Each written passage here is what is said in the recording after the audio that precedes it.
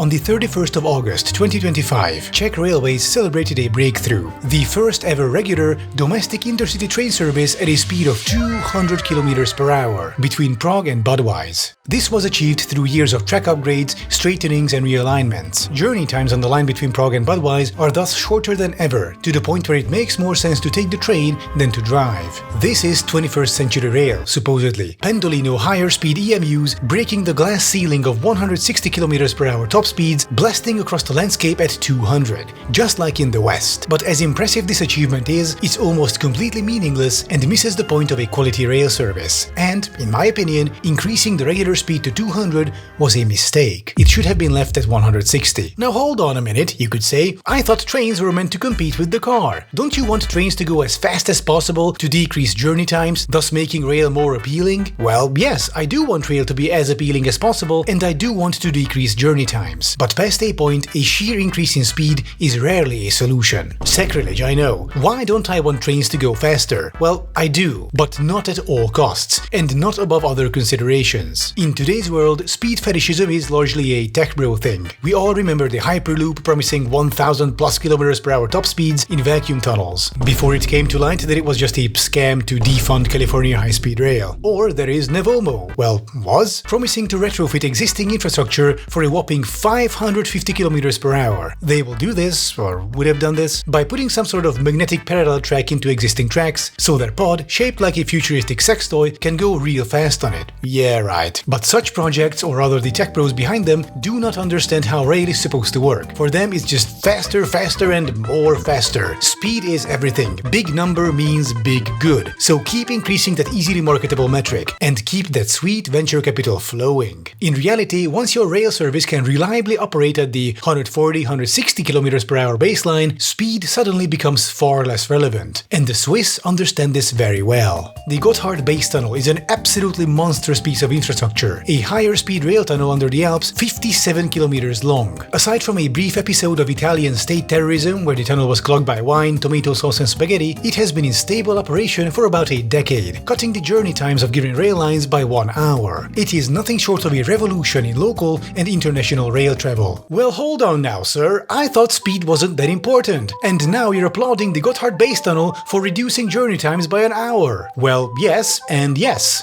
But inside the Gotthard base tunnel, something very interesting is happening, which other rail operators would do well to replicate. Let me explain. A train journey usually has multiple components. People don't just teleport onto the train, ride the train, then teleport to their destination from the arrival station. It's a complex process. Let's look at a personal example. Suppose I'm sitting around in Prague's Castle district, sipping my €13 draft Pilsner Urquell from a giant 1-liter glass, which is not actually draft Pilsner Urquell, but cheap beer from a PET bottle. The kind you usually find at the bottom of the shelf, which the bartender dumps into your glass while you're not looking, and then bills you out €13. 1 liter of that beer costs 90 cents at Tesco, by the way. Welcome to Prague, everybody. So I'm sitting around enjoying my €13 PET bottle beer, its aroma reminding me of 3 AM shirtless brawls in a Lidl parking lot. As I savor the taste, I'm suddenly overcome by the urge to visit one of the smaller towns around Budweis. Hopefully it has a Lidl, for reasons. So I decide to travel there. I walk down to the metro station and travel to Prague main station. Metro frequencies are high enough so that I don't have to worry about planning my trip in advance. And I make it just in time to catch that incredible 200 km per hour intercity service, in the form of the Pendolino, the flagship rolling stock of Czech Railways, a 23 years old higher speed electric multiple unit, or EMU, of which they own a grand total of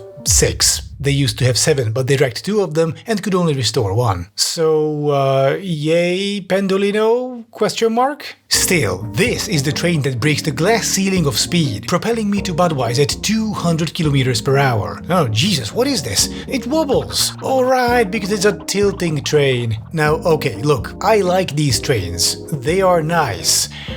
But because of the tilting design, the carriages have to have these weird sloped walls, so the frame doesn't accidentally catch anything while it's tilted. But this results in a cramped interior with barely any overhead luggage space, and even the second class has to have a 2+1 seat arrangement instead of the regular 2+2. Compared to Czech Railway's first-generation railjet trains, the Pendolino can thus seat 100 people less, which is quite a problem considering the chronic lack of Czech Railway's train capacity on their long-distance lines. Because of its exotic design and characteristics, case, the train is not allowed into any other country except Slovakia. It could technically go to Austria, but they're not really keen on having it there, not since railjets are a thing. But hey, now the Pendolino goes to Budweis as well, right? On the brand new 200 km/h track. Well, this is where the skullduggery starts. The tracks to Budweis were indeed straightened and they did a great job, except the track speed is not 200 km/h, it's 185. Now the Pendolino can travel at 200 there despite that limit because it's a tilting train. So great, we still managed to achieve 200 through the power of technology. Well, yeah, on one train per day, per direction. One. Out of 25 daily connections, one of them travels at 200 km/h instead of 185 outside peak hours. That is not much, to put it very extremely mildly. No matter, celebrations were held, photo ops were performed, promo material was waved in front of cameras, commemorating the first 200 km/h intercity service in Czechia. It goes once a day, late at night, and only if there is a tilting train available. And it will save you 4 minutes. Incredible. As of September 2025, not once did it manage to arrive on time, by the way. But hey, now Czech Railways can technically say that they have reached 200 km/h in regular service. And the Czech Rail Administration can brag about their first 200 km/h line. Some segments of it. Tilting trains only. Once a day. At night. When the weather is nice. But all that is still not the worst thing about this PR stunt, because as I'm sitting on the Pendolino on my way to Budweis, zooming past the landscape at incredible speeds, I am not at ease. I am not happy. I am nervous. I keep glancing at the information screen, but instead of the big, shiny 200 km/h sign, my eyes are fixated at the top right corner. That's where the clock is. See, in Budweis, I will have 10 minutes to transfer to my connection. If I miss it, I'll be forced to wait an hour for the next connection. But getting off this cramped train takes time. Orienting myself at the station takes time. Finding my connecting train takes time. This means if anything happens along the way, any stoppage, problem, issue, any small delay will immediately put my transfer at risk. And so now my entire evening is up in the air. Will I make it to my destination on time, or will I be forced to waste an hour of my life at the station? What will I even do there? Down a pet bottle beer and find a Lidl parking lot? Ah, isn't nature beautiful? A majestic battle between two omni-drinkers. We should cherish and protect such natural behavior, including outside Lidl parking lots and our cities. This is where Planet Wild comes in, a community-funded rewilding organization with whom I partnered for today's video. Planet Wild is a worldwide community of 15,000 plus people who want to help preserve our biosphere. They engage in various community-funded missions such as reforestation, ocean floor cleanup, and more. They support a different project each month and document their accomplishments for the whole world to see right here on YouTube. For example, a project they launched in May 2025 is the cleaning up of one of the most polluted rivers in Europe, located in Albania, to prevent it from reaching the Mediterranean Sea. A total of 100,000 euros have been invested, with the mission including a waste management plant converted from an old Soviet-era factory. This project and more like it are made possible by people's monthly contributions. Think of this as nature's Patreon, basically. Results of Planet Wild's work are regularly posted on their YouTube channel, and they even have an app if you prefer. It's because of this transparency that I am glad to be a member. You can give any amount that feels right to you, so if you would like to join Planet Wild's community and contribute to their missions, check out the link in the description or use the QR code on the screen. The first 100 people to join with my code ADAM11 will get the first month for free, covered by me. And don't worry, you can cancel anytime. Thank you for checking out Planet Wild, and thanks to Planet Wild for sponsoring today's video. So, will I catch my connection in Budweis? I have no idea. Also, after getting off my connecting train, I wanted to catch the last bus, which would take me to my final destination. But if the Pendolino misses this connecting train, the next one, departing in an hour, will not have a connecting bus. So now I also have to be on the phone with my relative who lives there. Hi, I'm sorry to bother you. Listen, if I don't make my connection, could you please come pick me up at the station by car? Yeah, because the last bus leaves an hour before that. Alright, thanks a lot. I'll let you know in an hour, okay? Bye. And so now it's not just my schedule that's up in the air, but also my relatives. Because the Pendolino's schedule is so stretched right to the absolute breaking point that even the smallest hiccup will immediately cause a delay it cannot work down. Its schedule basically has no reserve, all because they wanted to decrease travel time on paper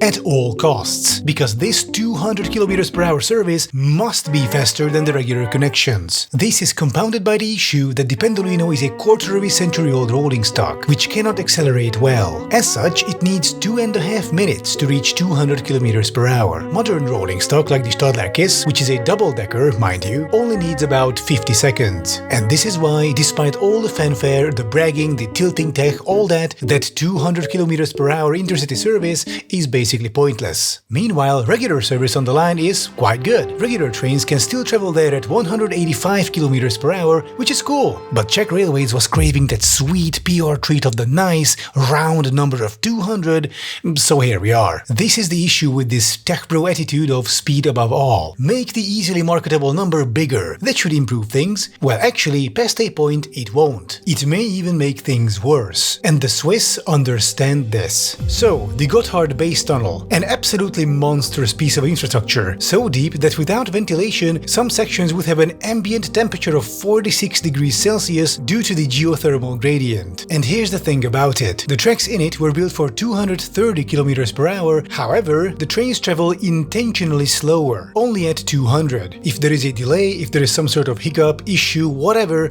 then the train accelerates to 230 km/h in order to work down its delay. So if the train enters the tunnel with a 5-minute delay, when it emerges, it will only have a 2-minute delay. The Gotthard base tunnel essentially eats train delays. So instead of pushing the schedule, thus the operational speed, to their absolute limit, the Swiss took a step back and intentionally set speeds lower so they can use that speed buffer to help eliminate delays. Having sections like these on your network act as schedule stabilizers, and this can be done even at lower speeds. Like if you have a track for 160, but your schedule is designed around 140. So if you're delayed, you can accelerate to 160 and work it down. Because above a certain threshold, passengers don't care how fast a train goes. All they care about is a consistent, reliable service they can plan on top of. You can have the fastest connection in the world, but if you cannot operate it reliably and passengers miss their connections left and right, leading to complications, headache and wasted time, then it's basically worthless. It's like, yeah, great, the journey time is low and the speed is high, on paper, but grandma took too long to board, so I missed my connection, so now I have to sit here for an additional hour watching a shirtless brawl in front of the station. And so, if I take a Swiss Railways train, let's say from Constance all the way down to Lugano, I will have to transfer twice. To do so, I'll have 20 minutes in Zurich and 14 minutes in Arth-Goldau, and I will easily manage both of them, because trains are overwhelmingly punctual, because the schedule and infrastructure were made with reserves in mind, ensuring operational reliability. This results in a punctuality of 93.2% and, importantly, a connection punctuality of 98.7%. In Switzerland, you will catch your connection 987 times out of 1000. And as far as regular passengers are concerned, this metric is far more important than chasing magical top speed numbers. So Swiss trains don't go full speed unless they have to, and their rail system is better off for it. And so are Swiss passengers. Thank you for watching, and don't forget to check out Planet Wild. You can watch their mission cleaning up Europe's most polluted river over here. If you like my content, please consider supporting me on Patreon or become a channel member here on YouTube. Besides helping me make more content for you, you also get ad-free early access to all videos that I put out. And with that, I'll be seeing you next time.